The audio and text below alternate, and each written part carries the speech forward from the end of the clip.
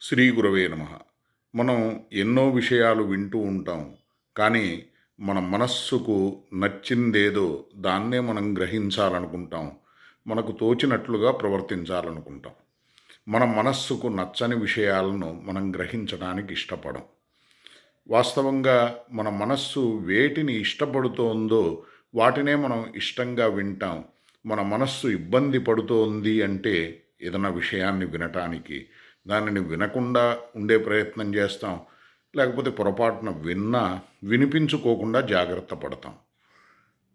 మన మీద మనకు ఒక అవగాహన లేకపోవడం, మన శ్రేయస్సు విషయంలో మనం సరైనటువంటి జ్ఞానాన్ని కలిగి ఉండకపోవడం వలన, అజ్ఞానం మనలో బలంగా ఉన్నప్పుడే మనస్సుకు నచ్చిన పని చేయాలి అనే లక్ష్యాన్ని మనం కలిగి ఉంటాం. మనస్సుకు వ్యతిరేకంగా ఆలోచించి మనస్సును సరిదిద్దుకునే ప్రయత్నంలో నిర్లక్ష్యాన్ని చూపిస్తాం. వాస్తవంగా మనస్సు నిజంగా మనకు మంచిని చేసేదేనా? మంచిని చేస్తోందా? తాత్కాలికమైన వాటికి ప్రాధాన్యాన్ని ఇస్తోంది తప్ప శాశ్వతమైన ప్రయోజనాన్ని కలిగించే విషయంలో మనస్సు ఎంతవరకు మనకు సహకరిస్తోంది? మనస్సు యొక్క తోడ్పాటుతో మనకు సంబంధం లేకుండా మనం లక్ష్య సిద్ధిని ఎలా సాధించగలుగుతాం? సాధనకు సంబంధించి మనస్సును నిర్మలంగా చేసుకోవటం మనకు ప్రయోజనం. మరి మనస్సులో ఉన్నటువంటి దోషాలను మనస్సు ఒప్పుకుంటుందా? మనం మన బుద్ధిని అడిగితే మనలో దోషాలున్నాయా అని, వేరే ఎవరిలో అయినా దోషాలున్నాయని చెప్తుంది కానీ మనలో ఉన్నాయని చెప్పదు కదా. అంటే మనలో దోషాలను మనల్ని మనం అడగటం ఏంటి? మన బుద్ధి సమాధానం ఎట్లా చెప్తుంది వ్యతిరేకంగా? మన మనస్సు దానికి వ్యతిరేకంగా అది ఎలా మాట్లాడుతుంది? ఎలా ఒప్పుకుంటుంది?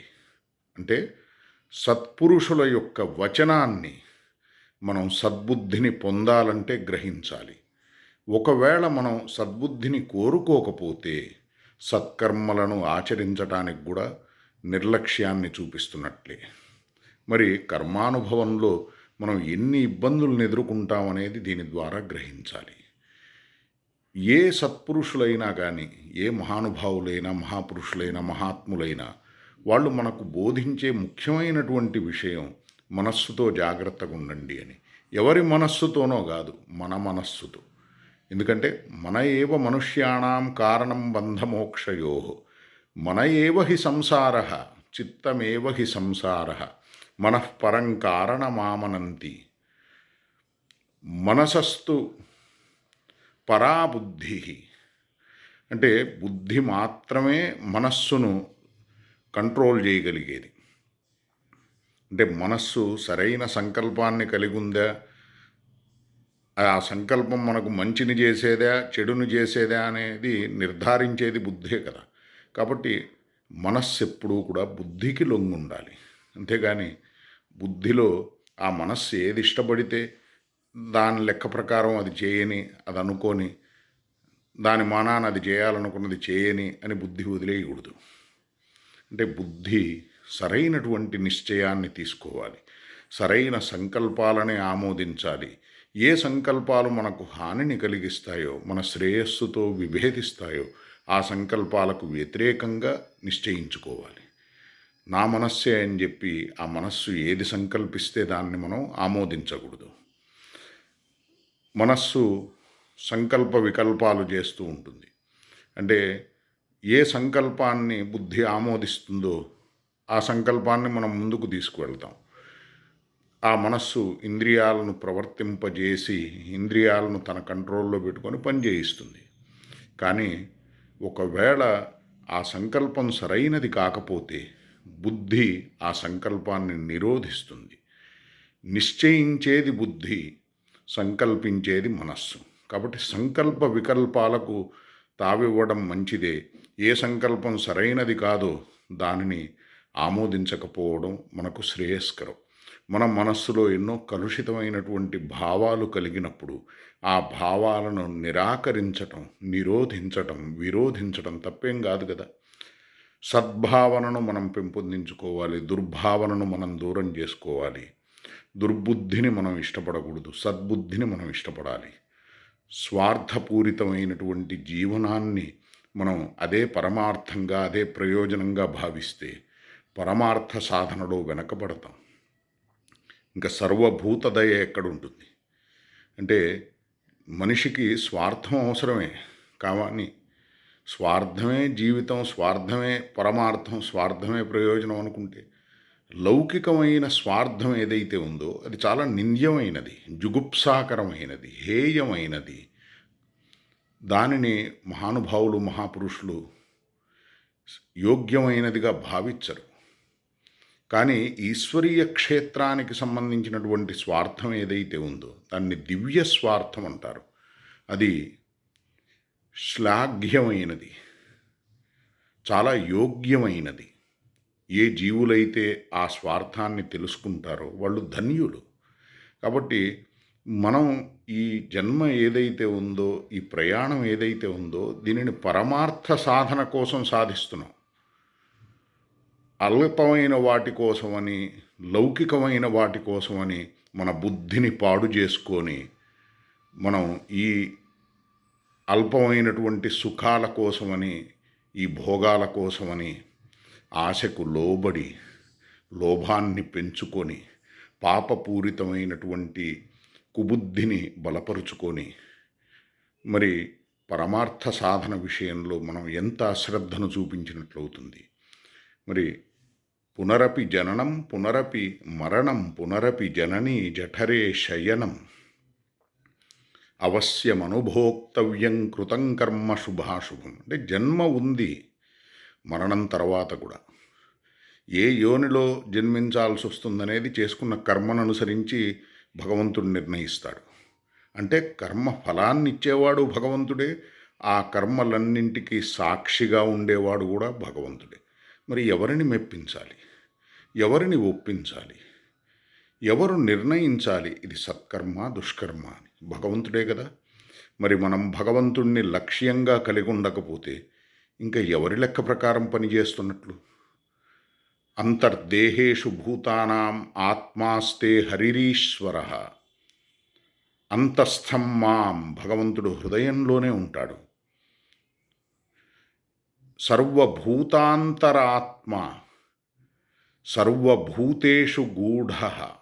సమస్త ప్రాణుల హృదయంలో ఉన్న మహానుభావుడు భగవంతుడు. మరి పరీక్షను దిద్దేవాడి లెక్క మనకు కావాలి. అది సరైనదా కాదా అనేది ఆయన నిర్ణయం మనకు పనికొచ్చేదవుతుంది, ఇంకెవరి నిర్ణయాలు కాదు. ఎందుకంటే వీళ్ళెవ్వరూ కూడా మనకు కర్మఫలాన్ని ఇచ్చేవాళ్ళు కాదు, ఏది సత్కర్మో దుష్కర్మో కూడా తేల్చేవాళ్ళు కాదు.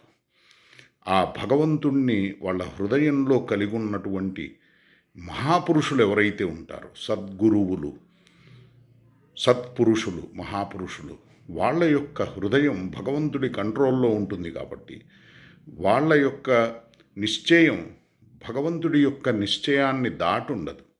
భగవంతుడు ఏది ఇష్టపడతాడో వాళ్ళు అదే ఇష్టపడతారు. అంటే భగవత్ ప్రాప్తైన మహాపురుషులు, భగవంతుడికి పరిపూర్ణంగా శరణాగతిని చేసిన వాళ్ళు, అంటే పూర్ణ శరణాగతులు. అందుకని భగవంతుడికి మనస్సును అర్పించడం ద్వారా బుద్ధిని ఆయన నిశ్చయంతో సంతోషంగా, ఆయన నిశ్చయమే నా నిశ్చయం అనే నిశ్చయం ఎవరికైతే ఉంటుందో, అంటే ఆయన సంకల్పమే నా సంకల్పం, ఆయన నిశ్చయమే నా నిశ్చయం, ఆయనకి ఏది ఇష్టమో అది నాకు ఇష్టం, ఆయనకి ఏది ఇష్టం లేదో అది నాకు ఇష్టం లేదు. ఈ భావం మన హృదయంలో బలపడుతున్న కొద్దీ అప్పుడు మనం మయ్యేవ మన ఆధత్స్వ మయి బుద్ధిని నివేశయ అని భగవంతుడు చెప్తున్నాడు కదా. మయి అర్పిత మనోబుద్ధి మన్మనాభవ మద్భక్తో మద్యాజీ మాం నమస్కురు.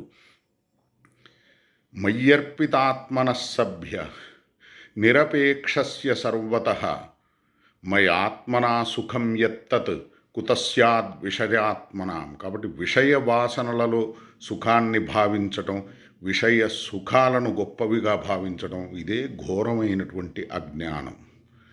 మరి ఈశ్వరీయ క్షేత్రానికి సంబంధించినటువంటి సుఖమే శాశ్వతమైన ఆనందం, పరమానందం, దివ్యానందం, జీవుడు కోరుకునే వాస్తవమైనటువంటి సుఖం, అనంత మాత్రలో ఉండేది, శాశ్వతంగా ఉండేది, ఎప్పటికీ తరగనిది, పెరిగేది.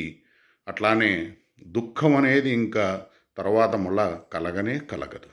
ఆ సుఖాన్ని జీవుడు అన్వేషిస్తోంది. ఆ సుఖాన్వేషణలో ఆ ఆనంద ప్రాప్తి కోసమే జీవుడు అనుక్షణం పరితపిస్తోంది, ప్రయత్నిస్తోంది, పరిశ్రమిస్తోంది.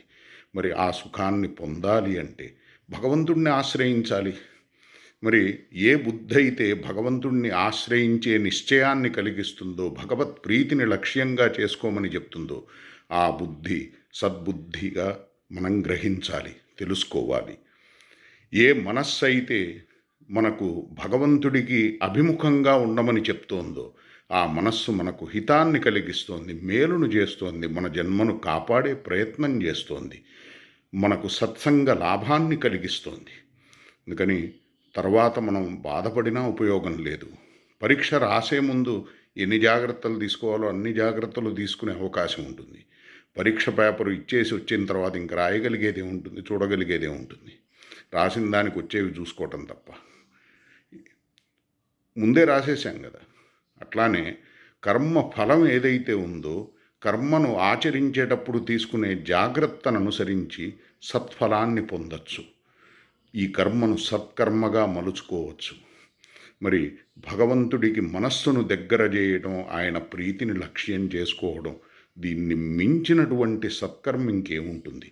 ఆయన భక్తిని చేయడం, హృదయాన్ని ఆయనకు అర్పించడం, ఇదెంత శ్రేష్టమైనటువంటి స్థితి. హృదయంలో ఆయన పట్ల, ఆయన నామాలు, ఆయన రూపాలు, ఆయన గుణాలు, ఆయన లీలలు, ఆయన ధామాల పట్ల నిష్టను కలిగి ఉండటం, వాటిలో పరమ ప్రీతిని కలిగి ఉండటం, వాటి యొక్క స్మరణ చేయటం, దీనివలన అంతఃకరణ శుద్ధి ఎంత విశేషంగా కలుగుతుంది. తద్వారా సమస్త పాపాలు తొలగిపోతాయి కదా, సమస్త దోషాలు నివారింపబడతాయి కదా. మరి జన్మను కాపాడుకునే ప్రయత్నాన్ని నిర్లక్ష్యం చేసి మనల్ని ఎట్లా కాపాడుకున్నట్లవుతుంది? మన భవిష్యత్తుని మనం ఎంతవరకు సరిదిద్దుకున్నట్లవుతుంది? మన భవిష్యత్తు గురించి ఏం జాగ్రత్త తీసుకుంటున్నట్లు? అందుకని ఆర్థికంగా ఆలోచించినా, సామాజికంగా ఆలోచించినా, లౌకికంగా ఆలోచించినా, ఏవి ముఖ్యం అనుకొని రోజంతా మనం వేటి గురించి పరితపించినా, పరిశ్రమించినా అదంతా కూడా ఒక రకంగా సెకండరీనే. మరి ప్రైమరీ ఏంటి అంటే మన బుద్ధిని సరిదిద్దుకోవడం, మన మనస్సును నిర్మలంగా మలుచుకోవడం, భగవంతుడి విషయంలో కృతజ్ఞతను కలిగి ఉండటం, భగవంతుడిచ్చినటువంటి జన్మకు సంబంధించి అన్నింటికంటే విలువైనది మనకున్నటువంటి సమయం. ఆ సమయం ఎంత మనం భగవత్ చింతనలో గడుపుతున్నాం, ఎంత మనం ఆయనకు దగ్గర అవ్వాలని ఆరాటపడుతున్నాం. ఎందుకంటే ఆయనకు దగ్గర అవ్వటం అంటే ఆయనే ఆనందం కదా. ఆనందానికి మన మనస్సు దగ్గర అవుతోందంటే దుఃఖాన్ని దూరం చేసుకుంటున్నట్లు, పరమశాంతిని పొందుతున్నట్లు. మరి ఎన్ని ప్రయత్నాలు చేసినా కానీ ప్రతి జీవుడు, ప్రతి ప్రాణి కోరుకునేది ఆనందాన్నే కదా, పరమ సుఖాన్నే కదా, శాంతినే కదా. సమస్తం భగవంతుడి దగ్గర దొరుకుతాయి.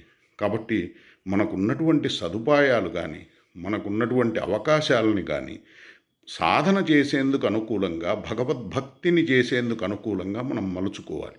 భగవంతుణ్ణి వేరేవేవో కోరుకోవలసినటువంటి అవసరం మనకి లేదు. ఎందుకంటే భగవంతుడు విశేషమైన కృపను మన మీద చూపించి దేవదుర్లభమైనటువంటి మానవ శరీరాన్ని ఇచ్చాడు. ఆయన మన హృదయంలోనే ఉన్నాడు, మనతోనే ఉన్నాడు, మనలోనే ఉన్నాడు. ఈ సత్యాన్ని మనం గ్రహిస్తే ఆయన ఉపకారాన్ని సదా మనం స్మరిస్తూ ఆయన విషయంలో కృతజ్ఞతను కలిగి ఉంటాం. కానీ ఆయన ఏదో చేయలేదని, ఏదో చేయాలని ఆయన గురించి ఆలోచించవలసిన అవసరం లేదు. అందుకనే అహం హ్యకామస్త్వద్భక్త అంటాడు ప్రహ్లాదుడు. నేను ఏ కోరికలు లేని నీ భక్తుణ్ణి అని. ఉపాసతే పురుషం ఏ హ్యకామాహ అంటోంది వేదం. వాస్తవంగా ఆ భగవంతుడు ఎప్పుడు ఉపాసింపబడతాడంటే మనం కోరికలతో ఆయన దగ్గరకు వెళ్ళనప్పుడు. మరి భగవంతుడు మనతో అన్ని సంబంధాలు కలిగి ఉన్నాడు. ఆయన్ని మనం ఏం కోరుకోవాలి? అనుక్షణం మన కోసం ఆరాటపడుతూ ఉంటాడు. ప్రతి క్షణం ఆయన మనతోనే ఉన్నాడు, మనలోనే ఉన్నాడు, మనల్ని కనిపెట్టుకొని ఉన్నాడు, మనల్ని వీడి ఉండడు. ఏ యోనిలోకి జీవుడు వెళ్ళినా కర్మానుగుణంగా ప్రతి యోనిలోకి ఆ జీవుణ్ణి అనుసరించి వెళ్ళేది భగవంతుడే. కాబట్టి ఆయన్ని పరమ ఆత్మీయుడిగా మనం తెలుసుకోవాలి. ఆయనతోనే మనకు అన్ని సంబంధాలున్నాయి అనే సత్యాన్ని గ్రహించాలి. అప్పుడు హృదయం శాంతిని పొందుతుంది. అంతేగాని వేరే వేటినో ప్రయోజనంగా భావించి హృదయాన్ని క్షోభకు గురి చేసుకోవలసిన అవసరం లేదు. ఎంతో యోగ్యమైన మానవ శరీరాన్ని భగవంతుడిచ్చాడు. ఈ మానవ జన్మ మనకున్నంత వరకు కూడా భగవత్ కృపను మనం విశేషంగా పొందుతున్నట్లే. భగవంతుడికి మన విషయంలో ఎలాంటి ఆగ్రహం లేదు, పరమానుగ్రహం ఉంది. సుహృదం సర్వభూతానాం జ్ఞాత్వా మాం శాంతి మృచ్చతి అని చెప్తున్నాడు భగవంతుడు. నేను సకల ప్రాణులకు సుహృత్తును. ఇది గ్రహించిన వాళ్ళు పరమశాంతిని పొందగలుగుతారు అని. కాబట్టి భగవంతుడి విషయంలో మనం ప్రతికూలమైన భావాన్ని కలిగి ఉండద్దు. అట్లానే భగవంతుడిని అపార్థం చేసుకునేటట్లు చేసేవే కోరికలు. కాబట్టి మాయాక్షేత్రం విషయంలో మనం ఏదో ప్రయోజనాన్ని భావించి ఈశ్వరీయ క్షేత్రానికి సంబంధించినటువంటి లాభాన్ని, ప్రయోజనాన్ని మనం గొప్పదిగా తెలుసుకోకపోతే మోసపోతున్నట్లే, అజ్ఞానంలో పడుతున్నట్లే. మాయికమైనవి గొప్పవి కాదు. ఈశ్వరీయ క్షేత్రానికి సంబంధించినటువంటి లాభమే పరమ లాభం. లాభో మద్భక్తిరుత్తమ. కాబట్టి ఇక్కడ ఏది కలిగినా కలగకపోయినా, ఇక్కడ ఏది దొరికినా దొరకకపోయినా, ఇక్కడ ఏది జరిగినా జరగకపోయినా మనం మోసపోయేది లేదు, మనల్ని మభ్యపెట్టుకోకపోతే. కానీ ఈ జన్మను కాపాడుకోవాలి అంటే హృదయశుద్ధి కోసం పరిశ్రమించాలి. నిజమైన ప్రయత్నం అది. ఉన్న సమయాన్ని మనస్సును నిర్మలంగా చేసుకునే విషయంలో శ్రద్ధను చూపిస్తే, భగవంతుణ్ణి ఆశ్రయించే మానసిక స్థితిని పెంపొందించుకుంటే జన్మను కాపాడుకోగలుగుతాం. శ్రేష్టమైన ప్రయోజనాన్ని, ఉత్కృష్టమైన సర్వోన్నతమైనటువంటి లాభాన్ని పొందగలుగుతాం. భగవంతుడి హృదయానికి దగ్గర కాగలుగుతాం. మరి ఇంత యోగ్యమైనటువంటి అవకాశాన్ని తప్పకుండా మనం సదుపయోగం చేసుకోవాలి. మన జన్మను సార్థకం చేసుకోవాలి. జన్మ సాఫల్యం కోసమే మనం నిరంతరం పరిశ్రమించాలి. భగవంతుడు సదా మనకు అనుకూలుడుగానే ఉన్నాడు. మనం ఒక గొప్ప యోగాన్నే అనుభవిస్తున్నాం. ఎలాంటి సమస్య లేదు. ఏ పరిష్కారం కోసం మనం వెతకవలసిన అవసరం లేదు. అజ్ఞానాన్ని బలపరుచుకుంటే ఏవో సమస్యలు ఉన్నాయని అనుకుంటాం. మరి దేవతలకే దొరకని మానవ జన్మను మనకిచ్చాడంటే ఇంకా మనం సమస్య అంటే, వేరు వేరు యోనులలో పడకుండా మానవ శరీరాన్ని పొందాము అంటే ఇంతకంటే యోగ్యమైన సమయం ఏముంటుంది? ఇంతకంటే గొప్ప యోగం ఏముంటుంది? ఇంతకంటే మించిన భాగ్యం ఏముంటుంది? కాబట్టి మనకన్నీ అనుకూలంగానే ఉన్నాయి. వాటిని మనం సద్వినియోగం చేసుకోవాలి. భగవత్ కృపను దూరం చేసుకోకుండా, ఆయన కృపను నిరాకరించకుండా, ఆయన మనకిచ్చినటువంటి అవకాశాన్ని సదుపయోగం చేసుకొని ఆయనకు పరమ ప్రీతిని కలిగించాలి. ఈ జన్మ లాభాన్ని సిద్ధింపజేసుకోవాలి. హరయే నమః, గురవే నమః.